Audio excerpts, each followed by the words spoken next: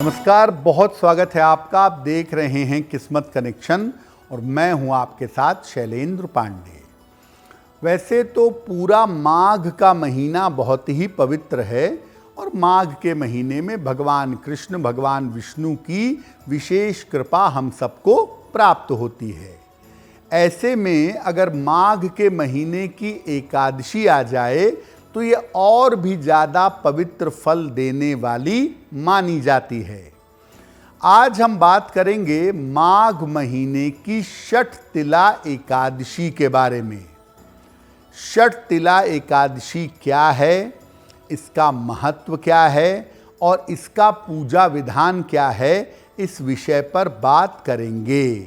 हम आज एक बड़ी विशेष एकादशी के बारे में बात कर रहे हैं जिसका नाम है षठ तिला एकादशी। षठ तिला एकादशी का महत्व क्या है? देखिए, माघ का जो महीना है वो भगवान विष्णु या भगवान कृष्ण का महीना माना जाता है। एकादशी की तिथि के स्वामी हैं विश्वेदेवा। एकादशी की तिथि विश्वेदेवा की तिथि होती है। भगवान विष्णु की कृपा के साथ, श्री हरि की कृपा के साथ समस्त देवी देवताओं की कृपा का ये अद्भुत संयोग केवल षठ तिला एकादशी को मिलता है।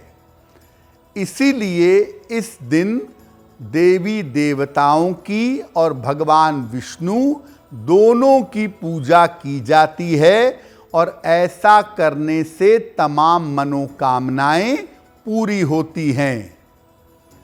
षठ तिला एकादशी पर कुंडली के तमाम खराब योगों को, तमाम दुर्योगों को भी नष्ट किया जा सकता है।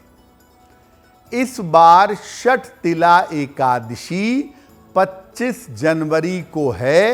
25 जनवरी को हमें इसका पालन करना चाहिए।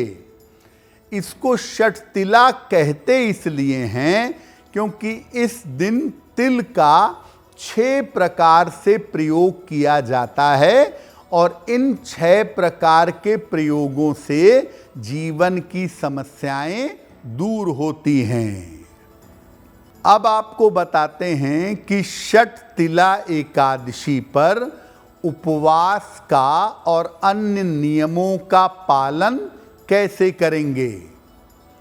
देखिए, षठ तिला एकादशी या कोई भी एकादशी अगर आप व्रत करते हैं उस पर, तो व्रत 2 प्रकार से रखा जाता है। एक तो निर्जल व्रत जिसमें पानी भी नहीं पिएंगे, और एक होता है फलाहारी और जलीय व्रत जिसमें जल पिएंगे और फल खाएंगे।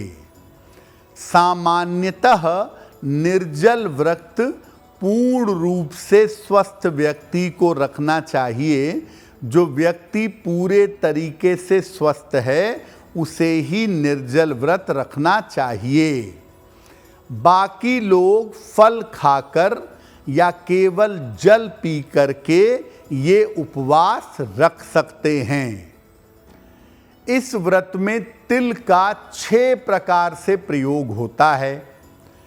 तिल डालकर स्नान करना, तिल युक्त उबटन लगाना, तिल युक्त जल पीना, तिल युक्त आहार ग्रहण करना और तिल का दान करना, ऐसे 6 काम इस दिन किए जाते हैं।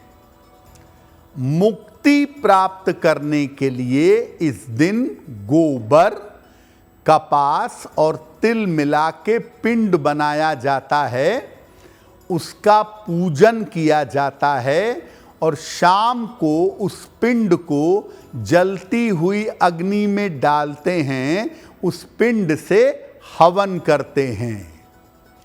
तो अगर आप तिल का 6 प्रकार से प्रयोग करें षठ तिला एकादशी पर और पूजा उपासना करें, भगवान के नाम का जप करें तो निश्चित रूप से आपका कल्याण होगा। षटतिला एकादशी पर स्नान करने का और दान करने का विशेष महत्व है। तो षटतिला एकादशी पर स्नान कैसे करेंगे?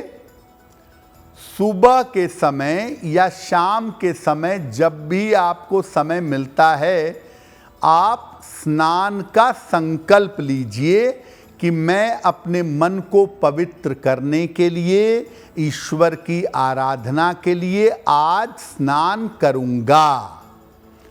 पहले जल को सर पर लगाकर प्रणाम करें और फिर स्नान करना आरंभ करें। स्नान करने के बाद जल में जरा सा तिल डालकर सूर्य भगवान को इसी जल से अर्घ दें। इसके बाद साफ वस्त्र धारण करें और फिर भगवान विष्णु या भगवान कृष्ण के मंत्रों का जप करें, जैसे ओम नमो नारायणाय, ओम विष्णवे नमः, ओम नमो भगवते वासुदेवाय। किसी भी मंत्र का जप करें। मंत्र जप करने के बाद आपको वस्तुओं का दान करना चाहिए। अन्न का और वस्त्र का दान करना एकादशी पर अच्छा होता है। और चाहें तो इस दिन जल और फल ग्रहण करके आप उपवास भी रख सकते हैं। देखिए, माघ के महीने में तिल का प्रयोग करना बड़ा जरूरी है और बड़ा स्वास्थ्यवर्धक भी है। इसीलिए पूरी एक एकादशी बना दी गई तिल को समर्पित। तो आप षटतिला एकादशी को तिल और गुड़ का दान जरूर करिएगा, या तिल और गुड़ से बने हुए लड्डुओं का दान अगर आप करें तो आपके लिए बहुत शुभ होगा।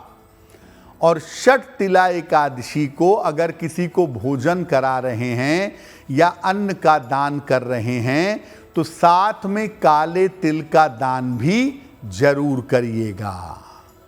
अगर आप मुझसे जुड़ करके अपनी समस्याओं का समाधान चाहते हैं और चाहते हैं कि आपकी समस्याओं को ज्योतिष के माध्यम से सुलझाया जाए, तो आप हमसे संपर्क कर सकते हैं, जुड़ सकते हैं एस्ट्रो तक पर।